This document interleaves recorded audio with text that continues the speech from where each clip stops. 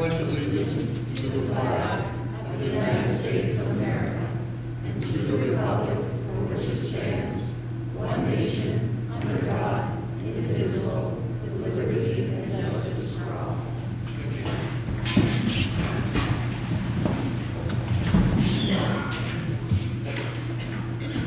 All right. I want to make sure that we have a quorum. We do have a quorum, and I'm going to ask the board members, beginning with Dan, to introduce themselves. I'm Dan Wilbeck from Morris Island. I'm Lori Rice from Great Island. Courtney Snellings from Morris Island. I'm Amy Heibel from Harpswell. Christine Donovan Hall from Moores Island. I'm Margaret McIntyre, the interim town planner. And this is Judy Colby George, our GIS consultant. Okay. I have a couple things that I just want to begin with. But first of all, I want to thank you all for coming here tonight. We are doing our due diligence as the board by having this public hearing, because this is a chance to get for people who might be affected by the proposed ordinance to, it gives us the chance to hear from you, which we need to do. And you are doing your due diligence by giving us this evening and showing up to speak your piece. So I want to thank you for having the civic commitment to show up. You might get what you want, you might not, we might not, but the point is that we're here and we're having a dialogue, and that's what this is all about. The other thing I want to say is our town staff are extremely diligent. They are a great staff, and they're here morning, noon, and night. They work really hard, and we're lucky to have them. Our staff lives in town, their kids go to school in local schools, and so we need to treat them with respect. So I'm going to ask whether you disagree or agree with whatever the proposals say about your property, that you treat the staff with respect. Thank you. So last June, just by way of background, and I'm not going to talk too much, but last June, we adopted, after much discussion, the Federal Emergency Management Agency, or FEMA's, new flood insurance maps. Those flood insurance maps were based on more accurate data. The last time that those maps had been updated was, I think, something around 40 years ago. And so things have changed. We have more accurate information. We debated in this room about whether we should adopt the ordinance or not, but in order to protect property owners' flood insurance, we moved ahead and worked also on some fishermen's issues, which we're still working on with regard to some of the regulations that went along with those flood maps. So why update them? Why bother? We're updating them to protect property owners ultimately, because things, as we all know now, can happen that we aren't prepared for. And last year was a prime example. And so better information and good information helps prevent problems. And if you prevent a problem, then you solve a problem. So the intention, even if it may seem otherwise, is really to help property owners protect themselves.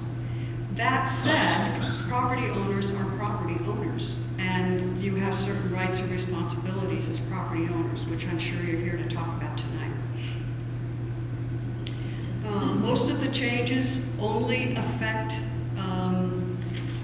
land within 75 feet of the high water mark from the shore. So for the record, there are about 400 properties that have been affected by these new proposed zoning maps. and they are proposed. They're not a fact yet. We will vote on whether to accept these recommendations at town meeting. So that's why we're here tonight, as I said before. So in addition to more accurately reflecting the information on the physical maps, we are also going to more accurately describe geographic boundaries of the shoreland zoning map. And so the actual ordinance of the language, like the actual language of the ordinance, needs to be also updated. Most of these changes are really small. They're definitions, and they're a reordering. They're sort of an administrative reordering of how things are written in the zoning ordinance. There aren't any really significant changes to that would affect property owners that the map doesn't reflect. So let me just give you an example. The actual language makes corrections, as I said, to definitions. So for example, the definition of the highest annual tide, which runs throughout the ordinance, is now proposed to be replaced by the highest astronomical tide. And so because the highest annual tide reads throughout the ordinance, we have to go through the entire ordinance and find places to make those changes. Other ordinance changes are, as I said, they are either clarifying or organizational, but Margaret can speak more appropriately to those. So with that, we want to hear from you, and if you'd like to, if you don't have your comments in writing, we encourage you to send them to us. And then depending upon how many comments we have, we will probably strongly consider meeting with people to go over in more detail what their property, how their property is affected. That's our due diligence to you as citizens of the town. So we want to hear from you. We want to have a dialogue and an exchange. Margaret doesn't have 400 hours to meet with every single property owner. But if folks really do have significant questions, then we will do that. So with that, I'm going to turn it over to Margaret. Do you have anything left to say? Did I say it all? You said most of it, yeah. So a lot of the language changes, like Amy said, the goal is to bring them more into compliance with the DEP shoreland zoning guidelines. So that's where the change from highest annual tide to highest astronomical tide came from. And then the other change is that instead of it being the flood zone and RP, resource protection, previously the only affected areas were in the velocity zone. Now the ordinance will read all properties in the 100-year floodplain. So that's really the only policy change, but that came straight from the DEP as well. Okay. Judy, do you want to just run through some of the, do you want to run through some of the map changes, how the mapping was done? I can explain.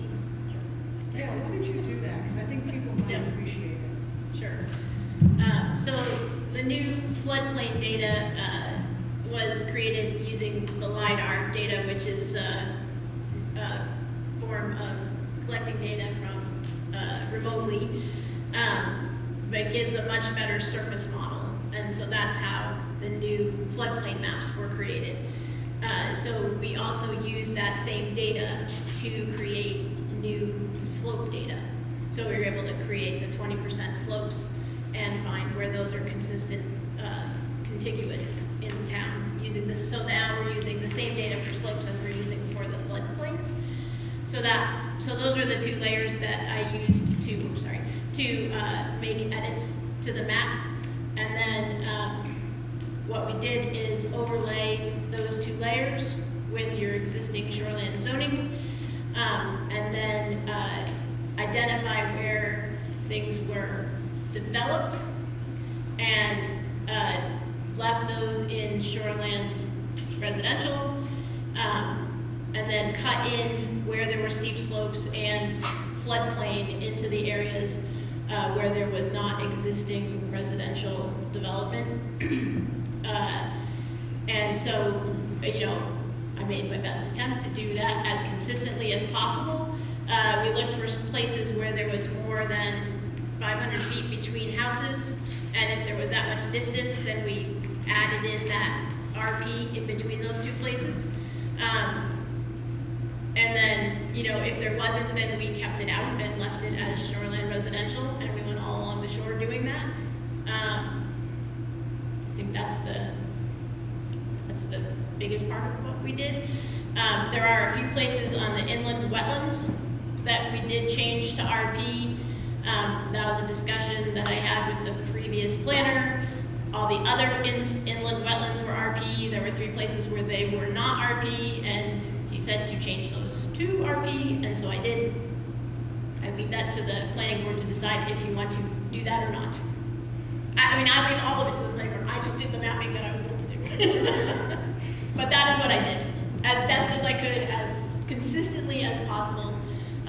In all cases. There are a few places where the shoreline zoning was extended beyond the existing shoreline zoning boundaries, and anytime that happened, it was always because the 100-year floodplain expanded beyond the shoreline zoning, and what the rules say is that the shoreline zoning has to extend as far as the 100-year floodplain extends. So there's places where if you look at the maps, you'll notice that it's not just the 250 feet back, but it'll extend a little further back, and that is and every time that happens, it's because the floodplain lies underneath that. So I think those are the most important details. One other thing, just to make it clear if I didn't already, and Judy and Margaret can clarify this even more. The proposed changes are based on more accurate data that we have now. They are not based on future climate change. They're not guesswork. They're based on what is on the ground now.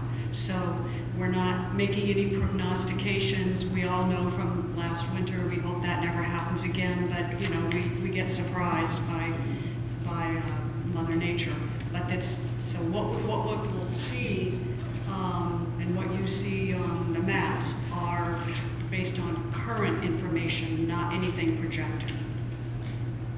So, did any board members have anything they'd like to contribute here? Okay, so feel free to ask any board member any question that you want, but let's hear from you. Good evening. I'm Sam Alexander, North Hartsville. In fact, I'm Amy's neighbor in the form of Sunset Hill Farm LLC. We are a family LLC. It consists of my brother and I as the managers, and our 6 combined children as members also. Our aim in forming that 12 years ago was to protect the farm, keep it in existence for another 300 years. We have been residents of Hartsville, my family, for over 300 years. We are in this area where you folks want to make a section of it RP. We take a crop of hay off that field, those fields every year. And we've done that my whole lifetime and my ancestors' lifetime. The areas that are designated steep slopes, which was the ostensible reason from the codes office for putting this in RP. Don't get me wrong, I'm all in favor of conservation, but this is a bit ridiculous, and I'll explain why. There are steep slopes there, certainly. They are wooded. We never cut the wood off those. The only thing we do is clean up dead trees.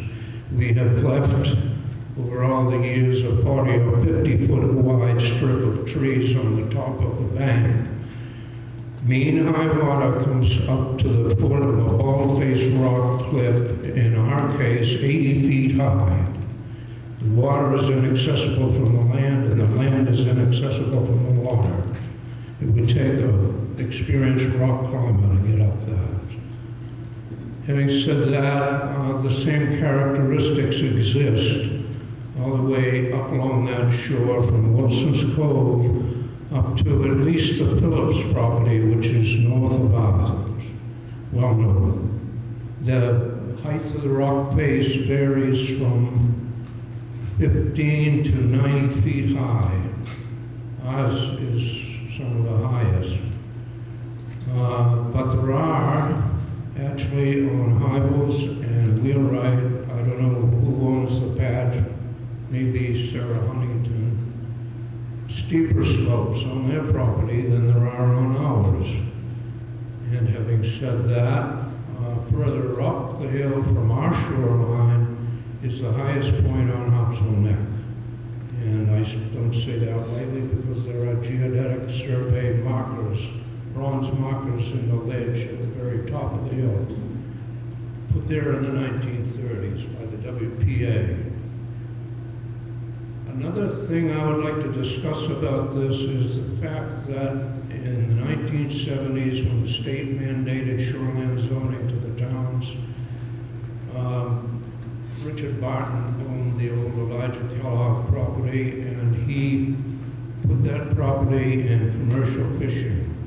I note that you have not changed that designation, and I think that's perhaps politically motivated, but I won't go any further than that. That land of the Bartons is used by us. There is a road right away that my great-grandfather received from Elijah Kellogg.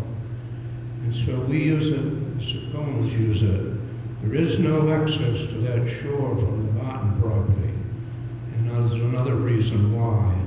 That land in that little cove area that the Bartons own is marine clay.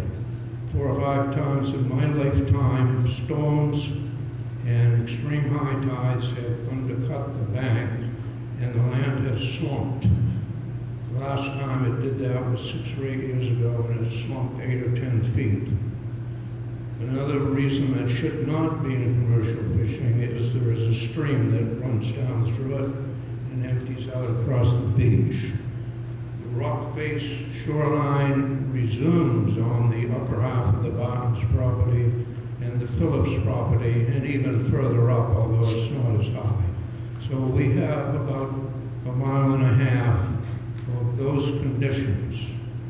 And I see that you are considering putting RP zone on our land, but nobody else's. Now I'll contrast the two situations.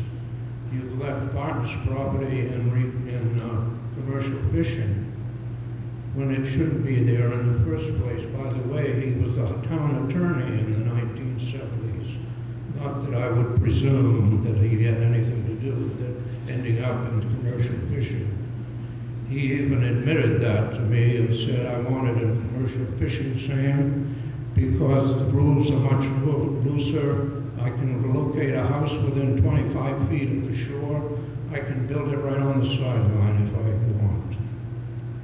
Later on, he had a proposal to establish a marina there, which ran into many obstacles, not the least of which was his lack of access to the shore from his own property. It would be a major engineering project to put a road, a bridge, and build a wharf, have a marina-related business there. No problem with the upper part of his property. That's 15 to 20 foot high rock face. And those are about all the marine issues I wish to address, but I attended a meeting of the Comprehensive Plan Committee last year at the town office. The committee and their consultants, and the two consultants wanted to put our property in shoreland business, which is ridiculous on the face of it. There's no public access. It's, as I said, an 80-foot cliff. There's no road there. Neither the Alexanders nor the Sapones will ever grant a right of way to anybody to come in there to use their property anyway. So that's the situation, and we object to it being put in RP for those reasons. They're not simply whims or anything like that. We have noted that we are the only ones being put in RP, that Barton's commercial fishing zone, which is in a butter of our property, and would have to use our property if there were a right of way to it, remains in commercial fishing. That's just not right. I've been around the block a few times as far as zoning is concerned. I was chairman of the zoning board of appeals for 15 years or more, and I know about these things. But both of these instances, the Barton property and your proposal, are spot zoning, which you understand is completely illegal. Thank you. Thank you, Sam. It's a pleasure to see you.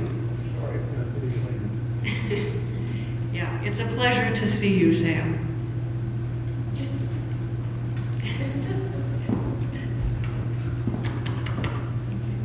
Okay.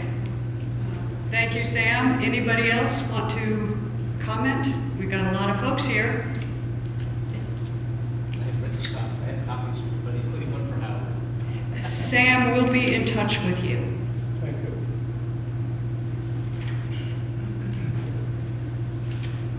Thank you, Chair Heidel, and honorable members of the planning board. My name is Scott Calker. I'm a property owner at the very end of Long Reach Lane, just behind the school here on Great Island. I present the following testimony, and you've got copies of it there. My concerns regarding the proposed amendments to the shoreline zoning map, the definitions, and the shoreline zoning ordinance being considered at tonight's public hearing. I fully understand the need to update the town's zoning maps regarding updated floodplains and areas of steep slopes, but there is a proposed zoning change that significantly affects and devalues my property, as well as my neighbors at the end of Long Reach Lane. Exhibit A, which is attached to my testimony, shows the existing zoning of shoreland residential, and specifically there's a zone identified on the town's maps as zone 403.00, which exists around a freshwater wetland. If you go to Exhibit B, it just shows a closer view showing my property and that of my neighbor, Catherine Chatterjee. Both our properties are currently fully mapped as either shoreline residential or what remains is the freshwater wetland. I understand this zoning, and I understand that the planning board not make any changes to the shoreline residential zone 403.00. The proposed zoning, which is shown in Exhibit C, changes this existing shoreline residential zone to a resource protection zone, and even takes a portion of the existing shoreline residential zone next to that, ID number 405, and includes this in the new proposed resource protection zone. I understand and can live with the requirements of the existing shoreline residential zone. It's on the property today, so I know how that affects my property. But changing the majority of my property to resource protection severely limits the future use of my property and is taking a significant value away from me. The wetland that is surrounded by this shoreline residential zone as exists today, zone 403, is shown as 11.4 acres on the current zoning maps. I believe that's incorrect and that the wetland is actually less than 10 acres because if you get back there and walk around, there are significant inclusions of uplands in that mapped wetland area.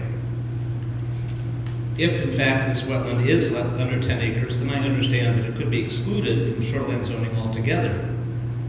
And I would ask that perhaps the town consider a closer look at that wetland to see if it could be excluded from the shoreline zoning ordinance. Also, I might add that myself and Mrs. Chatterjee are both willing to perhaps spend some money surveying that wetland and bring some information forth if that's the best way to go about that. But also please note in Exhibit D, which is an excerpt from Hartsville's FEMA flood maps, the updated ones that you've mentioned, shows that this wetland is not in any flood zone. So it really shouldn't even be part of the proposed zoning changes being discussed tonight. It's an isolated freshwater wetland that's elevated and making a big change from the shoreland residential zone around it to resource protection is a major impact on all of us down at the end of the road. So I ask that either the planning board do one of two things. Either eliminate the existing shoreland residential zone 403 based on the wetland area that it surrounds being less than 10 acres. That would be the preferred change. Or leaving the existing shoreland residential zone alone and not converting it to a resource protection zone. That would be the minimum change that I would ask for. There are existing homes, outbuildings, roads, driveways, lawns, people's houses in this proposed resource protection zone.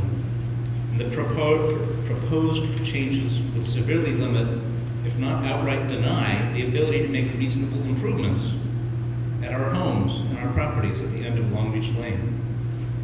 I just ask that the planning board take my request into consideration.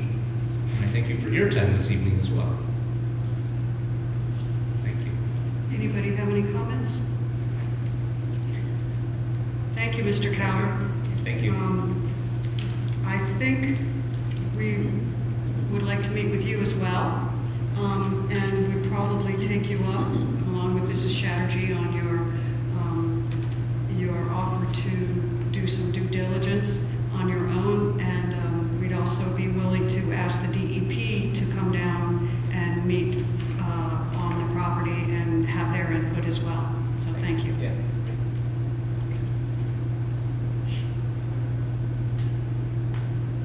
Does everybody just want to get home and watch TV? Come on, step up to the plate.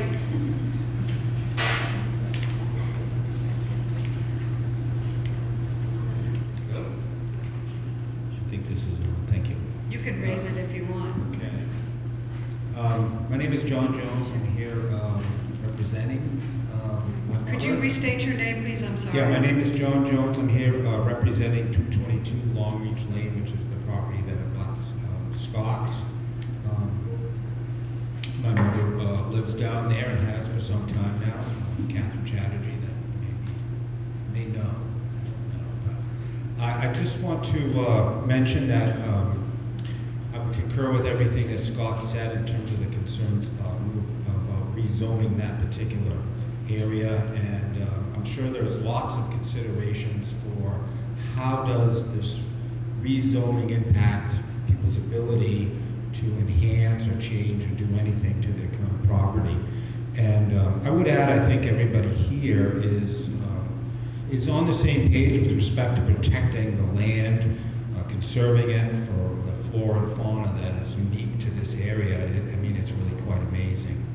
I think the question remains is the impact upon, as I mentioned, making improvements or changes necessary or otherwise to one's property, and making sure that access is still available. One of the unique aspects of the property we're talking about and considering is that part of the access to it is currently in the province of the state of Maine through the Austin Carey Law and the Department of Public Lands. So it adds another level of confusion there. And one of the concerns is what, if any, improvements could be done to roads that are in a new zoning area. And I don't have an answer to that, but just something to consider downstream a little bit. So I do want to thank everyone for your time and your energy in this zoning adventure. I'm assuming that the observance of the new floodplain maps from FEMA benefit in some way, economic or otherwise. I don't know, but that's my assumption, and I would commend you on bringing the town up to speed with that designation. So Thank you for your time, and I look forward to meeting with Scott and whoever from the planning board. Thank you. Okay, thank you so much.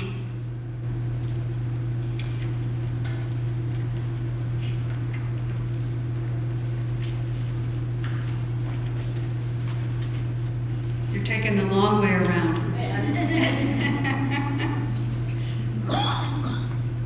Figured I didn't want to have to walk through there and trip or something like that. My name is Elaine Marsh-Harrower, and I'm not catching your names, I'm sorry, I'm going deaf. It's Elaine? Elaine, H-E-L-E-N-E, Okay, Marsh-Harrower. okay. And the property that I'm talking about is, and I'm gonna just honestly tell you, this got dropped kind of in my lap yesterday. And I was probably the only person who came yesterday to find out it wasn't yesterday, it's today. So I don't have a lot of background in this, and picked up, just didn't have time to do the homework in the one day that I found out about this. So we have a lot on Birch Island, in Duck Cove on Birch Island, and it is the only one when you look at the lots, and so this probably will require a short conversation at another time, but I wanted to put it on your radar. In the Birch Island South community, we are the last lot in the small lots, and I don't have the lot number, I'm sorry, I'm gonna take it, but I don't have it on here. And we are the only one that is in the resource protection. Maybe it was always protected, and I just don't know because I don't know enough about it. But we seem to be the only one, and I made a comment to my husband about it, and he was like, well, there is, quite a bluff there, and, we wouldn't want to build too close, but we're at that point where we think we might want to put a small structure on it. So I need to understand how this is going to affect our ability to put a structure. And it's not quite 2 acres, and nobody, the person to one side of us, it's a huge parcel of land. And the people to the other side, it is much smaller, we're all parceled off almost the same. So I just really will have to have some idea if this is how this is going to affect us, and why does it end right at the end of our property? Why are we the only one in that whole line that would have this zoning? So. Okay, super, we hear you. You know what I'd like to do is create a sign-up list for everyone that's spoken. We have one, yeah, and so, but we don't know who wants to come in and meet with the town staff, and so make sure that you get Margaret your name and your contact information before you leave, and then we will be in touch with you, okay? Okay. I can Alright. answer your question to a certain extent, though. Okay. The language regarding resource protection is in the ordinance currently. So currently it says, except areas which are developed, areas which are shoreland business, or areas which are commercial fishing, that only leaves shoreland residential. So essentially all areas that are shoreland residential that meet these standards, and I think there's 6 different qualifiers, 6 different areas that you can be in, puts that portion of your property in resource protection. That language exists in our ordinance. So it says areas of steep slopes, 20% or greater, that go for 2 or more sustained acres, or that's not exact, but you get the point. And the other is areas in the mapped FEMA floodplain that are in shoreline residential that are not currently developed.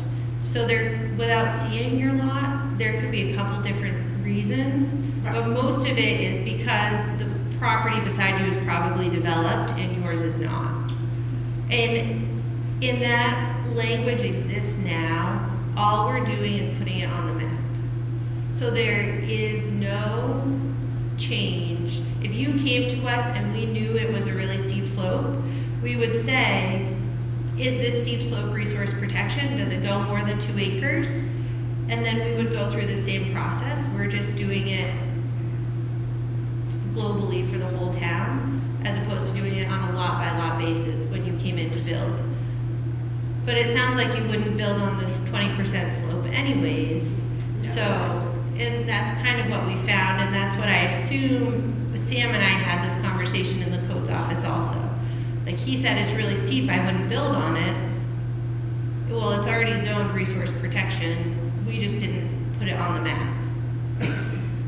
Right, and I think because I've just been kind of like thrown into this, I need Yeah. to know a little bit more about all of this and a little bit, I mean, I know the property, Mhm. but it is just a piece of property right now with the intention at some point to build on it. Yeah. So just protecting what rights we would have to be able to build. Mhm. No, I don't think that we would, build on that section. Mhm. No intention, obviously, for that. But just to make sure that you're putting it on the map, I'm putting myself on the map as somebody that I need to know more about this. So Yeah. those are questions that if we can look at our piece of property and just get those answered, then, Of course. then I can go back to the other two on this and with my mother or brother and say, okay, you can't build in this area. Right. So, And then if you did come in for a building permit, we would say, where are the steep slopes here? That would be resource protection. Just show us where it is on your property and you can build anywhere else within the setbacks. So, and it does say on here the 2 acres. Mhm. This is a long property, and it's like 1.8.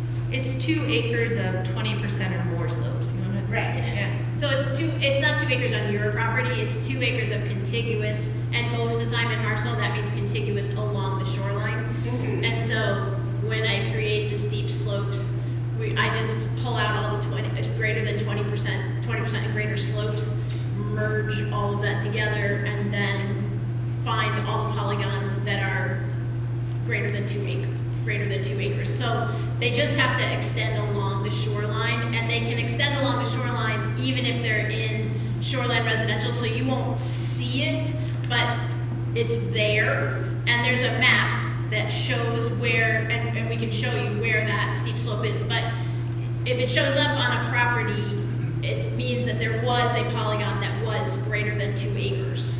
Does that make sense? Yes. Except Okay. on the map, it's only on our property. So if it does extend through the neighbors, I mean, someone's gonna look at that and say, that doesn't affect us, that only affects you guys. And then they're gonna go to you and you say, no, but it really does affect you guys because you're in that polygon, but it's not represented on the map that way. Am I reading that right or not? There would have been a reason that your neighbor's disqualified from the resource protection, typically because their property is developed. Okay. Yeah, it could be that it's developed or it's commercial fishing or shoreline business. None of the above. So developed, some of them are developed. Right. And some of them aren't. Mhm. That's Yeah. why, I don't want to take up their time listening to this. No, but I think it's good for everybody to understand how we came to this process and how, if you have resource protection on your lot, how you might move forward. Yeah. And Okay. what the permitting process might look like. So I will just make sure you have my contact. yes. I'd be happy to follow up with you.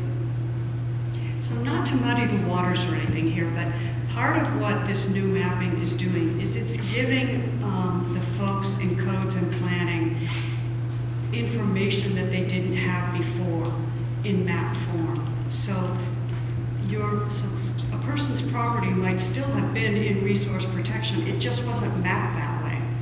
And so now having the maps gives Margaret and the codes office the opportunity to go to a map, even if it's not 500% accurate, to go and say, that's something that we need to watch for. And then we'll do a site visit. Is that correct? Did I misstate anything there? Say it again. Do you want to say something to me? Sorry. Never mind. I'm pretty sure I'm right, but let's move on and hear from you. Yes. Oh, Oh, yes, I did. I am remembering what you said, yeah, that the maps are gonna be more accurate. There was a great example. The planning board was dealing with a new subdivision on Bayview Road. The person bought the property with the idea of subdividing it, only to get into the process, very far into this process of trying to subdivide this property for income, I assume, and only to find out that the majority of this property qualified for resource protection because of the steep slopes. And so that will kind of help us understand each property before anybody gets to the point of trying to develop it. And that is really important, because that way the applicant doesn't waste their time and money. And then the codes office comes out and does a site visit and says, whoa, wait a minute. You actually need to do something more here. Anyway, yes, ma'am. Hi, I'm Stacy Stanley, and I'm from Great Island. And my husband and I recently added a dwelling unit to our property, fully permitted. And yet, in the new map, it's shown resource protection covers that, and in fact extends very close in our dining room. And if we have something there, it shouldn't be. Is that my understanding from what was said before? So that could be adjusted? Yes, your property probably wasn't picked up when we did our mapping last year. Right. And so that's, It wasn't built then? right, exactly, Yes. so that's where the difference is. Okay, so that, and I'm not sure, I know when we went to get our permit, we had to have a survey done because we were close to resource protection. And yet our survey didn't match the map, and you all went with the survey. Is that still going to be the case? Okay, because it's, in a way, it's sort of like a big highlighter on the map, and it can't possibly be as accurate as a survey. So ours could be relooked at then. I just wanted to be sure, because we have a neighbor who is probably about 2 acres away from our house, his property line, and yet with our new dwelling, I'm not so sure we have that polygon, if I understand. I'm not quite sure I fully understand the polygon thing, but if I do, we'd appreciate a relook at that. All right, thank you. Thank you.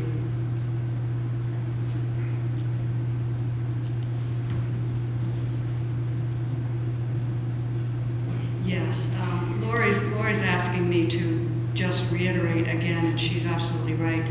These maps are not legal, end-all decisions. They're very much better than what we did have, and they will preempt mistakes, many mistakes, but they give us extremely good guidance. But on-site measurements are where the rubber hits the road. Okay. Thank you, Lori.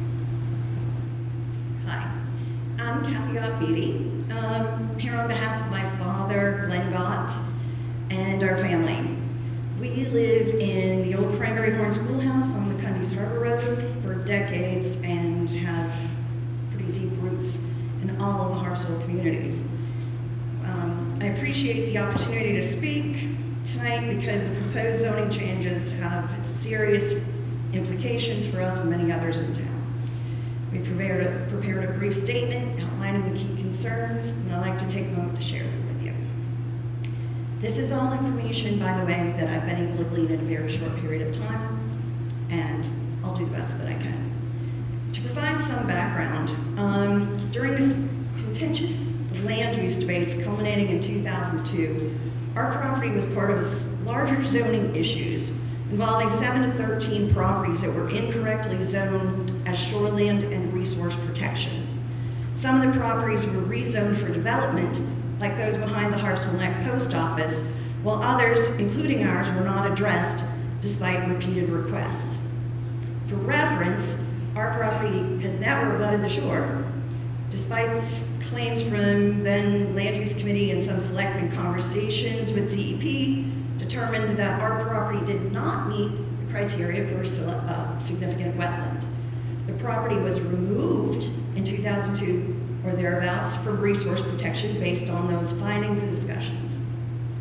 In 2006, FEMA maps inaccurately placed our property in a flood zone, resulting in a cancellation notice from our insurance company. A review confirmed that the property is on the inland side of Cranberry Mountain. It's not within 250 feet of any water body. It is not located in a floodplain. The current issues. Sorry, can't turn the page. Take your time. So, the town is now merging previously separated wetlands into a single significant wetland designation and using the FEMA floodplain insurance rate map, the firms, to justify these changes. In the January 14th memo from the planning board states that these updates are based on the outcomes of FEMA firms, which provide far more precise flood maps than the previous versions from the 1980s. However, FEMA explicitly states that these maps should not be used for zoning or wetland delineation. Their intended purpose is insurance risk assessment and not land use regulation. The source, FEMA floodplain mapping guidance. Key concerns. The proposed zoning map is a visualization with no defined property boundaries. In this, the proposed map does not include tax map boundaries, make it impossible for landowners to determine how changes affect their specific properties.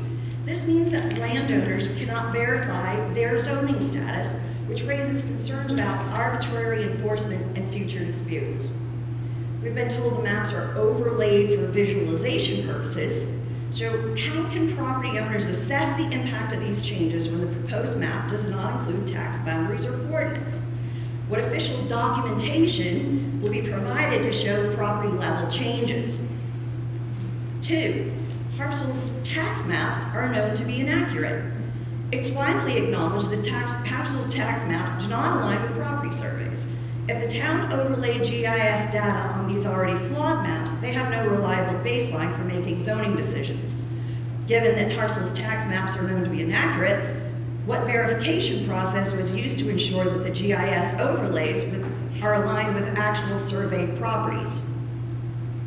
3, GIS is only as accurate as the data it's based on. GIS is a powerful tool, but its accuracy depends on the quality of the underlying data. If FEMA maps, historic overlays, and tax maps are incorrect, GIS-generated zoning maps are also flawed. Did the town conduct physical verification or field verification on all of the impacted sites before applying these zoning updates? Or are these changes purely based on GIS overlays? I can answer that question right now. Can I keep going now? We can circle back. That would be perfect. You almost Are done. we truly, I have a right to be heard. You absolutely Okay, do, thank you. and you're also welcome to submit your Are we testimony and we truly can being read it. asked to approve zoning framework built on unverified, incomplete, or FEMA data marked not to be used for zoning or wetland litigation? 4, potential legal and property value implications. If the town's imposing new restrictions based on inaccurate mapping, property owners could face unjustified property use restrictions, difficulty securing loans or insurance due to incorrect zoning classifications, unfair and incalculable loss of property value due to misaligned regulations. Bad data leads to bad zoning decisions. The town must ensure that the property owners receive a clear, precise, and verifiable zoning determination before implementing any new restrictions with transparency and accuracy. So I'm probably the one you were talking about before when you mentioned in your opening statements. So here are other statements that have come from the town office and why they don't all hold up. We are following state mandates. The mandatory Shoreland Zoning Act applies only within 250 feet of water bodies. If the town's expanding regulations beyond this, they're choosing to do so and not following a state requirement. The new FEMA maps are more precise. 2, the precise floodplain data does not equal wetland data. Those are 2 separate regulatory categories. 3, the upland zoning map clarifies boundaries. Clarification should not mean expanding regulations on land that was previously reviewed and deemed non-significant. If boundaries are changed, where's the supporting ecological data? And 4, we are only updating red line document to be consistent with ordinance already approved. So over the years, the town has piecemealed some zoning regulations together without aligning this key documentation, my understanding, resulting in a murky, inconsistent regulatory framework. Ma'am, I'm going to give you another minute, and then I'm going to ask you Sure, I'm to almost submit. done. Okay, that's I'm great. almost Thank done. you so much. Thank you. So, by failing to update and synchronize the ordinances properly, the town itself created the confusion, now using that confusion to justify sweeping zoning to create these significant wetlands and making them appear that they are now contiguous wetlands rather than the insignificant, small, piecemeal wetlands that they were. If these changes are truly just administrative, then why are they fundamentally altering peak property designations and imposing new stringent regulations? Closing statement, you'll be happy. Throughout the years, and most recently, we've sought to clarify these zoning changes, only to be met with misinformation, contradictory explanations, and in some cases, outright refusal to engage. When public officials tasked with implementing these regulations cannot or will not answer fundamental questions, dismiss concerns outright, and shut down conversations rather than address them, that is not due process, that's obstruction. Public participation in zoning decisions is not a courtesy, it's a requirement. And yet, when those of us who stand to lose the most ask for transparency, are met with silence, misinformation, or worse, the suggestion that we have no right to question the decisions made about our own property. That's unacceptable. At the heart of responsible governance is transparency and accountability, yet what we see here is a pattern, one that relies on About 30 outdated seconds, and ma'am. flawed, incomplete data. I can stop right there. I think you've got my point. I am in charge of this meeting, so thank you very much. Really appreciate it. You asked a lot of questions and made a lot of statements, and we'll do our very best to answer your questions. And you're welcome to come in, and I will be there when you meet with the town staff, and we'll have a discussion. I'll leave my telephone number maybe. We'll have a sign-up sheet, and Thank you. you're welcome to sign it. Okay. Thank you. Hi, I'm Mary Ann Naif. I'm on the Conservation Commission, and I just wanted to say something regarding the wetland study that was done in the beginning of 1990, I believe, at which time there were 28 wetlands that were mapped,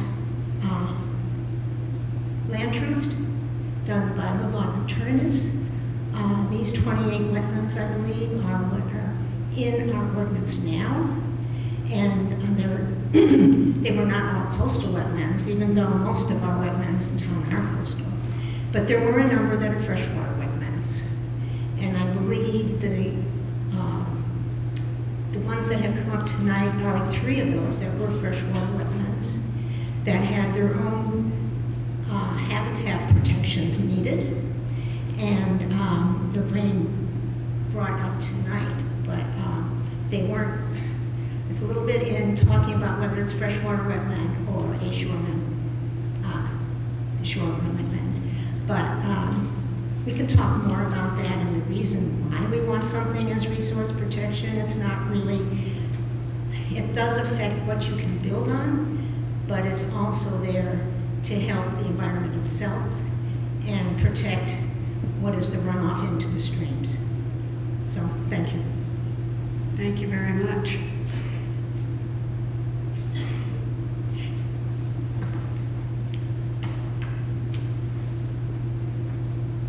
Anyone else want to share any comments?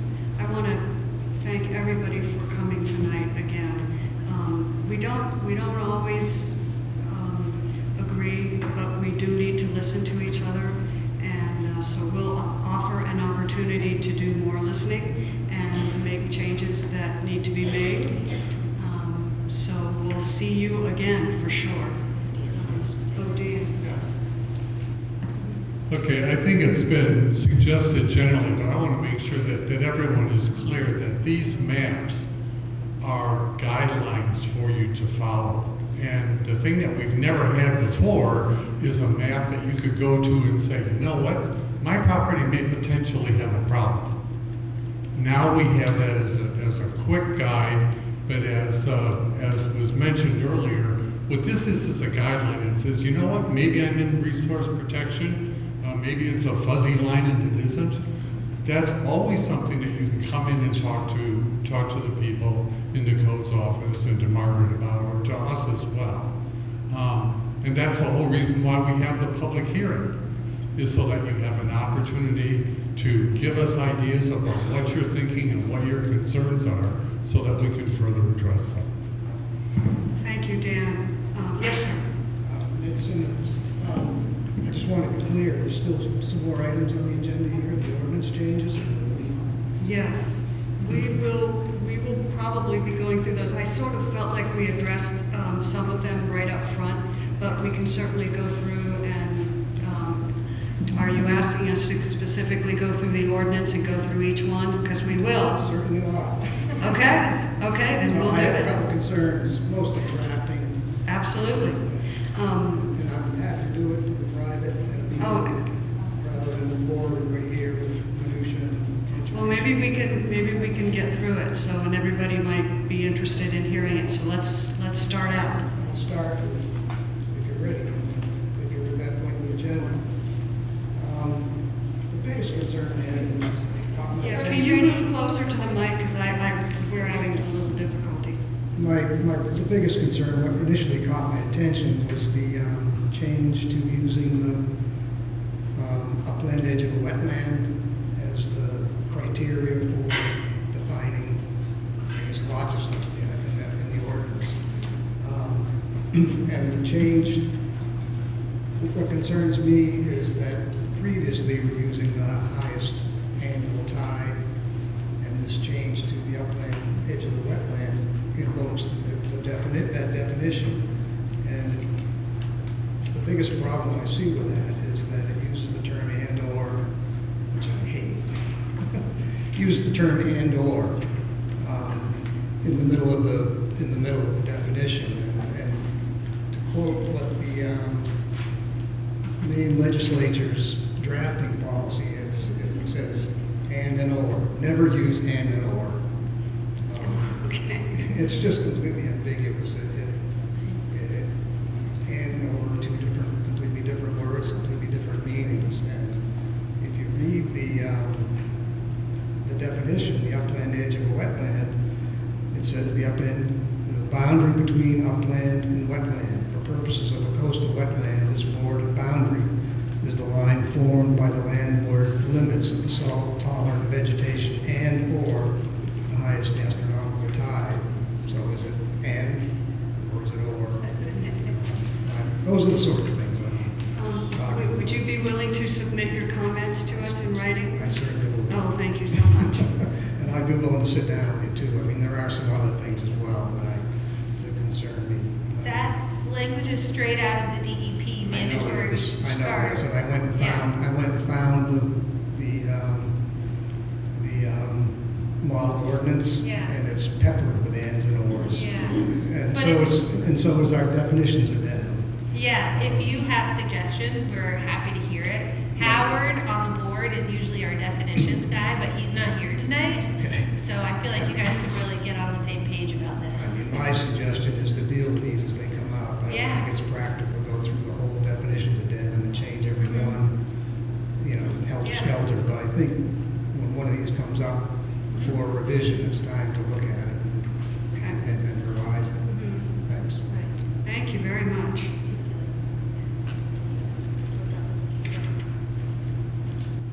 I don't want to keep everybody here, but as Ned was saying, the subjectivity of the upland edge of a wetland has always been a problem.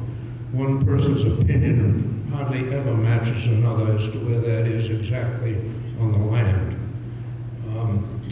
And the lady from Birch Island brought up a couple other things in my mind. There are many reasons why a piece of property may be an RP or not. such as the ability to locate a septic system, such as the inability to locate a structure that meet the setback requirements, and many more. So just because you're in a zone or turn out to be in a zone that you don't like, you should go to the town office and talk it over and find out what the exact reasons for that designation are. If you agree with them, that's fine. If you don't, you probably need to argue. Thank you, Sam.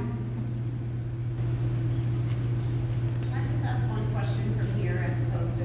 As long as we can hear you, yeah? I can be loud. I was just scanning through this real quick. Do you have a date that you expect this to go in front of the town council? It will be at town meeting. It will be on the warrant for town meeting. And if we have your name, and so if you sign up, we'll let you know, we'll either be meeting with you, and we'll let you know what we're doing exactly. So when you come to the town meeting, we probably won't have another public hearing, but we will, for those of you who have taken the time to come, we will be in touch with you and we will communicate with you exactly what we're doing with your comments, so you'll know. But you don't have one set already for this on an agenda? For town meeting? Yeah. Is it? So the process for this will be whatever's approved tonight will go in front of the select board. That ideally was scheduled for I think the 7th. They meet on Thursdays, sometimes every Thursday, sometimes every other Thursday. Ideally, if something gets passed tonight, it will go on the agenda for the select board on the 7th, and they'll approve it to get it put on the warrant for town meeting, which, I don't know if David knows the exact date. March 8th. March 8th. Oh, March 8th, yeah. That's right. Is the select board a public? Absolutely. Yes.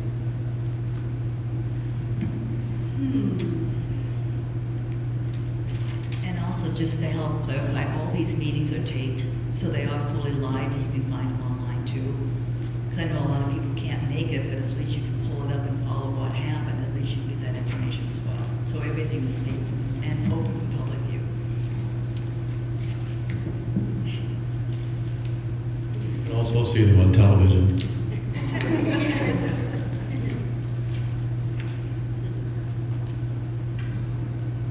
All right, I want to thank you for coming. The planning board now has to decide what we want to do. And then we also have a planner's update. So I would like to open the meeting up for discussion by planning board members about how to proceed from here.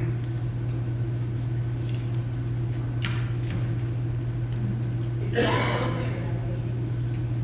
there are some good questions. There's some blinders and just hearing people's comments and getting those really vetted. I would like to see if we can make decisions. So what Lori has said, since you probably couldn't hear, was no, whether or not we could meet with folks and then have another public hearing, and which is what I would like to do. And I wonder if we have time to do that. Kind of? Yeah.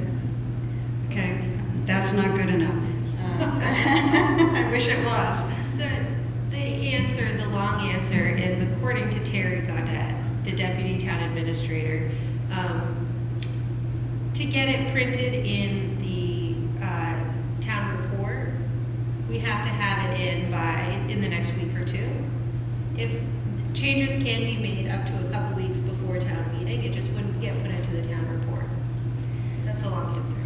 Thank you very much. My feeling is that we need to have another public hearing. And so I would suggest that we table taking any action on this until we can meet with folks individually or together, and then present what changes are made as a result of the comments at this hearing.